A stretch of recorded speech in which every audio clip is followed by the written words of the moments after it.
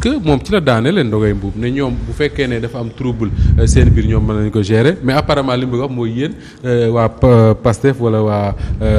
coalition bi nu tudd. Sonko président 2024 Sonko président 2024 du ngeen ko mën a gérer. d'abord si Moustapha. damay am naxar bu rëy. ñëpp la du yow rek. parce que ce Sénégal là nous sommes en 50 ans en arrière. Pourquoi nous sommes 50 ans en arrière mooy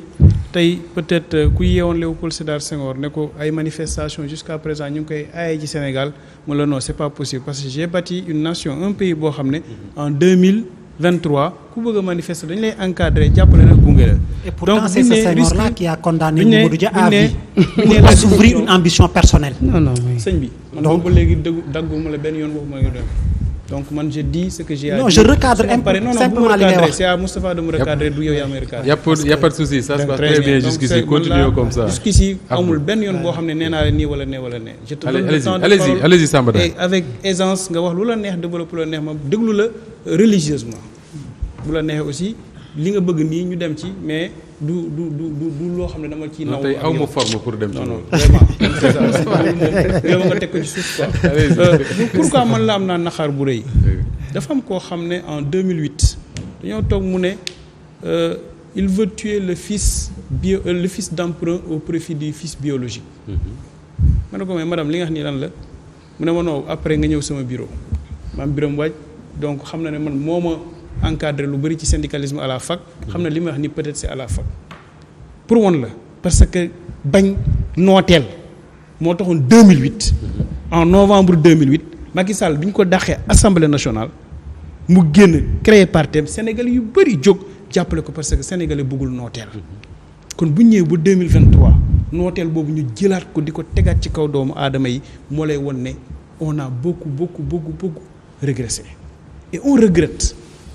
Pourquoi on regrette? Parce qu'on pense que quelqu'un qui est né après les indépendances va faire un bilan positif, va faire vraiment l'état de l'évolution donc des droits de l'homme et que dinañ dem ba nit ki doomu aadama bi xam ne wax dëgg yàlla lu baree dina ko mën a def ci biir réew mi ci teyaayu bakkanam te kenn du ko aaye mais malheureusement on a vu le contraire. xam nga tey bu ñu nee ba ñu ni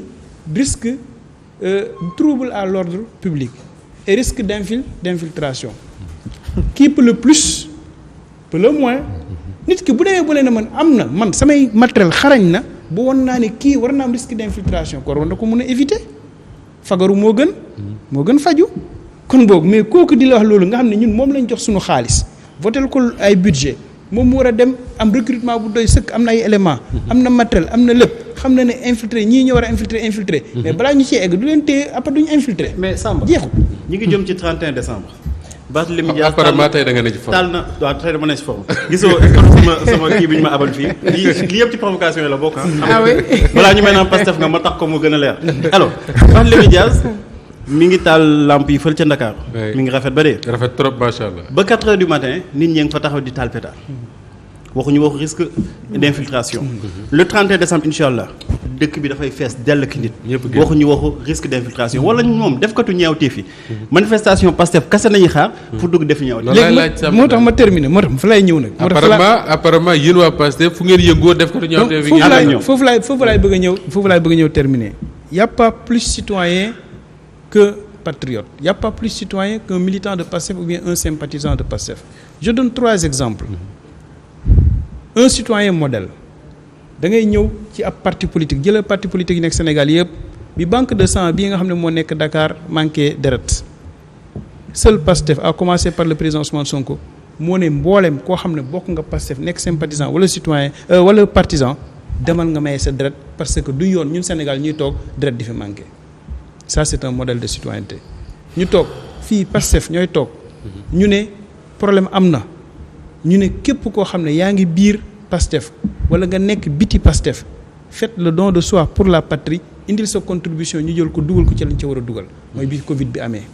ñu jël beneen modèle de citoyenneté mu ne bu vacances jotee balaa ñu fee nekk dem di xiiroo wala ñuy ŋaayoo dañ def les vacances agricoles patriotiques nga xam ne képp koo xam ne citoyen nga di nga dem béy au moins mu nekk plus-value ci li nga xam ne moom la ñuy def ci li nga xam ne moom mooy wàllu mbéy mi mais modèle de citoyenneté bi mooy lan mooy tey bu ñu demee organisation jëlal Colobane bi ñu fa organiser suñu meeting ACAPES bi ñu fa organiser suñu meeting Sacré-Cœur bi ñu fa organiser suñu meeting amul benn incident boo xam ne am na te suñ paree ñun suñ bopp ñun ñooy ramasser mbuus yi ñoo koy bale ba mu set wecc ñu jël ko dugal ko ci poubelle yi teg ko fa bu nga xam ne après waa UCG bu ñëwee jël ko mais kooku bu fekkee modèle de citoyenneté boobu am na keneen ku koy def nañ ma wax parce que ñun mosuñoo taxaw buntu palais présidentiel di manifester di xeex barka démb noo déglu barka démb am na ñu fi taxaw buntu palais présidentiel di manifester di xeex est-ce que wax nañ ne risque de trouble à l'ordre public est-ce que infiltration bi mosuñoo toog barka démb rek est-ce que infiltration bi il faut poser cette question aussi madame s'il vous plaît non mais on peut pas te laisser parler rek comme ça l'élégance voudrait que man non mais amul au moins nous sommes très élégants mais nag sa attaque yi ngay def dama ne infiltration boobu la ñuy bañ gis nga xeex boobu am infiltration trouble à l'ordre ñoom public seen xeex yi tamit infiltration la. trouble à l'ordre ñoom public nañu jugé donc ku nekk na nga jugé li nga war a jugé rek sama benn collègue député maa ngi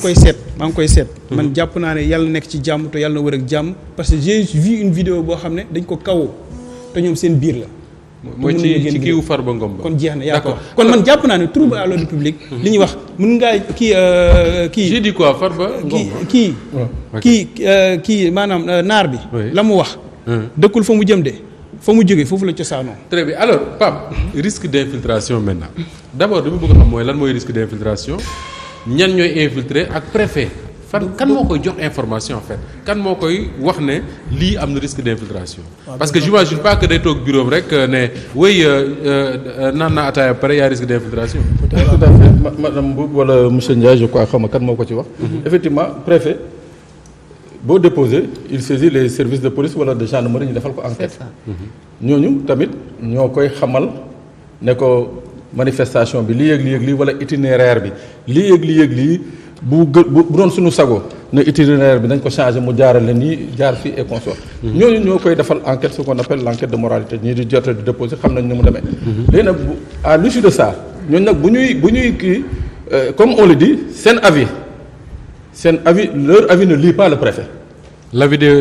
l'avis de la gendarmerie ou de la police ne lit pas le préfet suñ ko ne gis nañ ni que yoon bi mën nañ fi manifester du am benn problème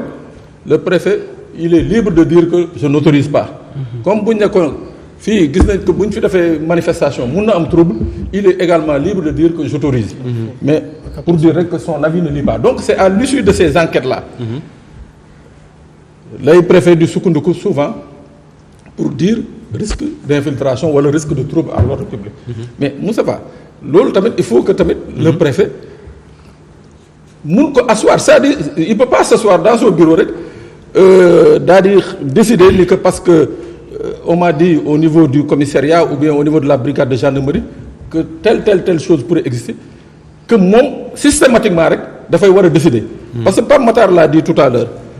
boo gisee les forces de l'ordre di bëri ñi leen di may les missions ñu mën a def ce qu'on appelle le service d'ordre le maintien de l'ordre le rétablissement de l'ordre public. loolu yëpp c'est pour permettre aux citoyens de jouir de ce qu'on appelle les libertés publiques. D'accord. loolu nag moo tax quel que soit le risque c'est-à-dire sauf que maintenant que le risque soit un risque vraiment avéré que fii moom bu ñu fi manifester wala bu ñu fi naree marché wala war fi sitting vraiment dara dana fi am loolu kese soo gisee soo visiter un peu la loi 78 il y a que dans ces derniers retranchements que le préfet peut souverainement dire que manifestation la mais tant qu'il y a possibilité